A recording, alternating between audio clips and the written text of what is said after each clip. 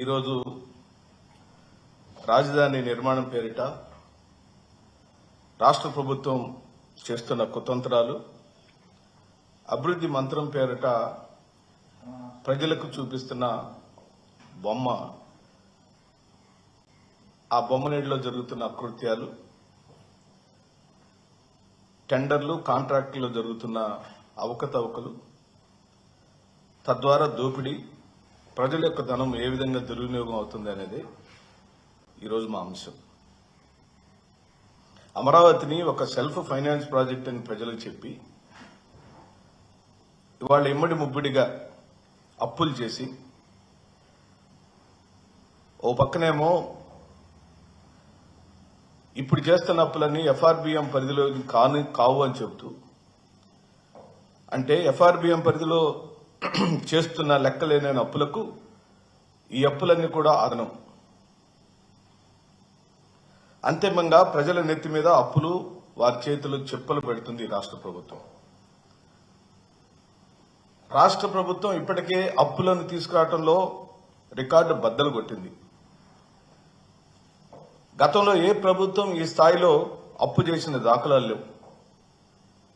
11 నెలల కాలంలోనే 1,43,655 కోట్ల రూపాయల అప్పుని చేసిన చరిత్ర నారా చంద్రబాబు నాయుడు.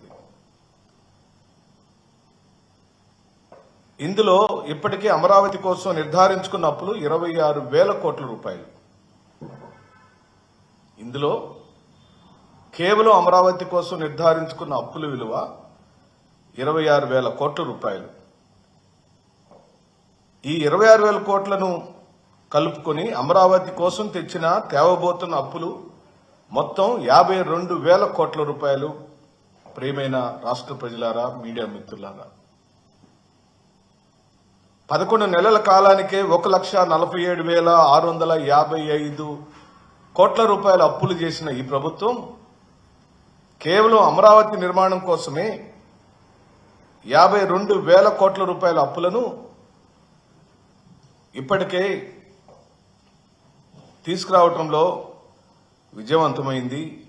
ఒక్క వరల్డ్ బ్యాంక్ నుంచే 15,000 కోట్ల రూపాయలు, కేఎఫ్డబ్ల్యూ జర్మనీ సంస్థ నుంచి 5 కోట్ల రూపాయలు, సిఆర్డీఏ నుంచి 21,000 కోట్ల రూపాయలు, హడ్కో నుంచి 11,000 కోట్ల రూపాయలను ఈ రోజున తీసుకురావడం జరిగింది.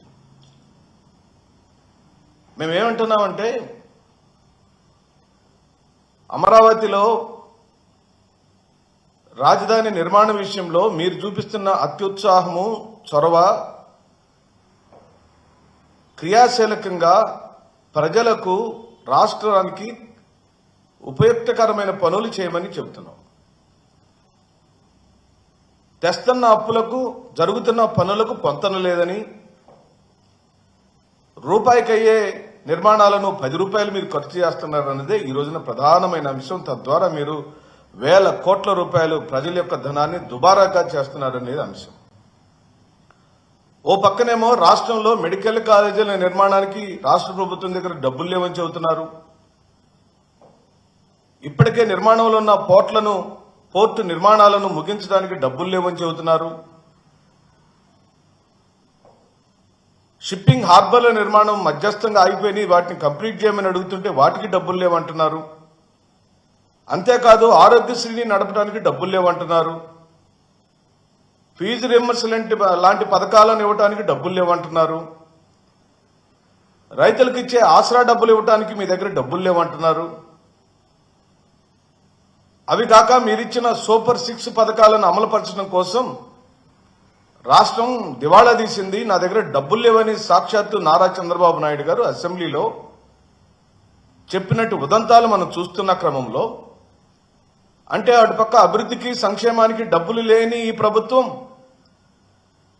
ఒక్క అమరావతి పరిసర ప్రాంతాల్లోనే అమరావతి పేరు చెప్పి, ప్రియమిత్రులారా, రాజధాని ప్రజలారా, రాజధాని రైతులారా, మీకు చేతులు జోడించి వినమ్రంగా వైఎస్ఆర్ కాంగ్రెస్ పార్టీ వేడుకుంటుంది.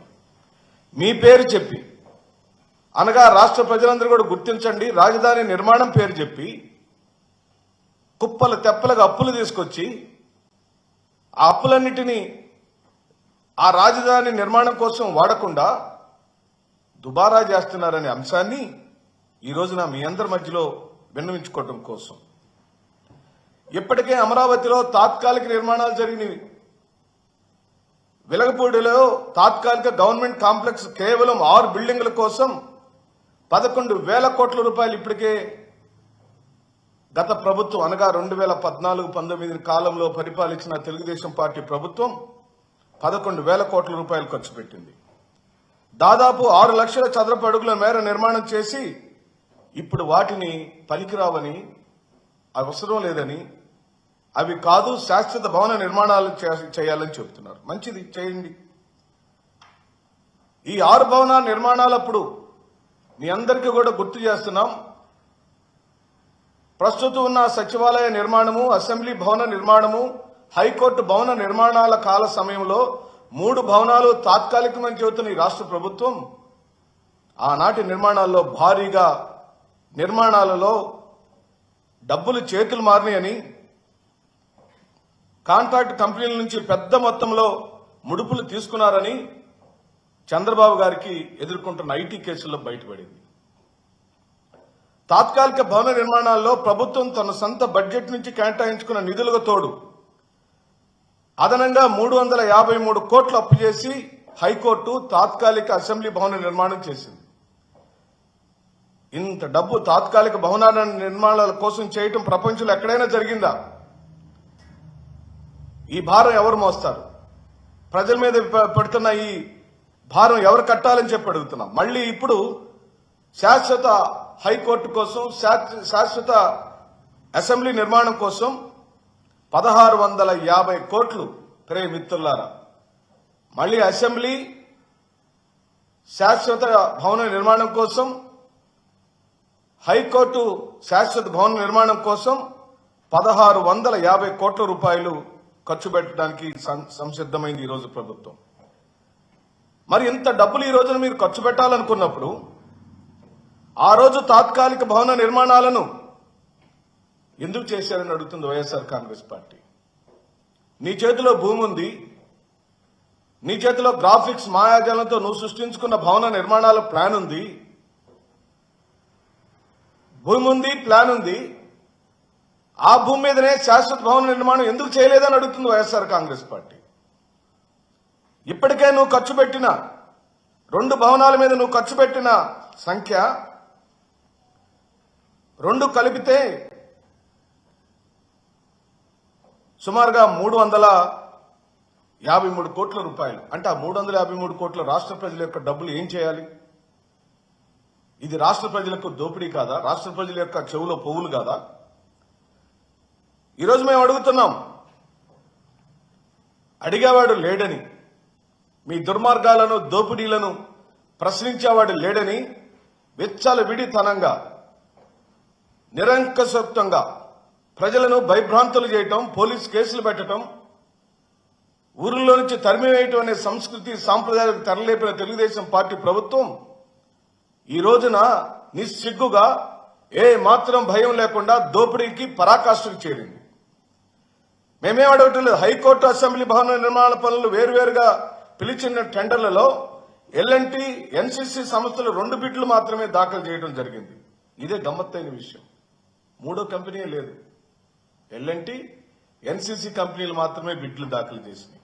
అంతా ఓ సిండికేట్ గా, ఒక మాయాజలంగా, ఫిక్స్డ్ గా ఈ 2 కంపెనీలకే టెండర్లు రావాలనే ఉద్దేశంతో చంద్రబాబు నాయుడు గారి ప్రభుత్వం ఈ రోజున హైకోర్టు భవనానికి 924.64 కోట్ల రూపాయలకు టెండర్లకు వెళ్లింది. హైకోర్టు భవన నిర్మాణం కోసం 724.69 కోట్ల రూపాయలకు టెండర్లకు వెళ్లింది. 2 కలిపితే 1650 కోట్ల రూపాయలు ఈ రోజున టెండర్లకు వెళ్లారు. అంటే పాత భవనాలు పోయినాయి. ఆ 353 కోట్ల రూపాయలు విలువ చేసే 2 భవన నిర్మాణాలు పనికిరావు. మళ్లీ కొత్తగా 1650 కోట్ల రూపాయలతో టెండర్కి వెళ్లింది. ఇదంతా ఎవరి డబ్బులు? ఎక్కడికి వెళ్తారు ఈ డబ్బులన్నీ? అంటే ఇటుకరాళ్లతో కాకుండా బంగారపు ఇటుకరాళ్లతో ఏమైనా కడుతున్నారా మీరు భవనాలు? సిమెంట్తో కాకుండా ఏమన్నా ఎక్కడి నుంచి అయినా ప్రపంచ అద్భుతాన్ని ఎక్కడైనా తీసుకొచ్చి మీరు ఏమైనా కడుతున్నారా? మరి ఇప్పటికే తాత్కాలిక అసెంబ్లీ కోసం 180 కోట్లు, తాత్కాలిక హైకోర్టు భవనం కోసం 173 కోట్లు ప్రభుత్వం నిర్మించింది. ఇప్పుడు శాశ్వత భవన నిర్మాణం కోసం తాత్కాలిక భవనాలకు వెచ్చించిన 353 కోట్లు వృధా అయితే అది కూడా తెచ్చుకున్న అప్పే.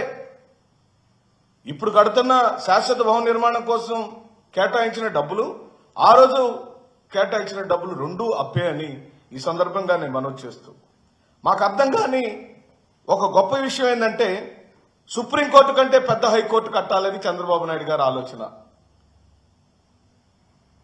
1274 మంది కూర్చునే కెపాసిటీ పార్లమెంటు భవనానికన్నా ఆంధ్రప్రదేశ్ అసెంబ్లీని పెద్దగా కట్టాలని చంద్రబాబు నాయుడు గారి ఆలోచన. వారొక విజనరీ, వారొక ప్రపంచ మేధావి.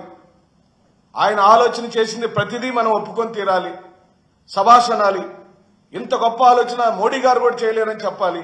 ఎందుకంటే మోడీ గారు కట్టిన భవన నిర్మాణం యొక్క ఖర్చు 970 కోట్ల రూపాయలతో భారతదేశ పార్లమెంటు భవనం నిర్మాణం జరిగింది మిత్రులారా.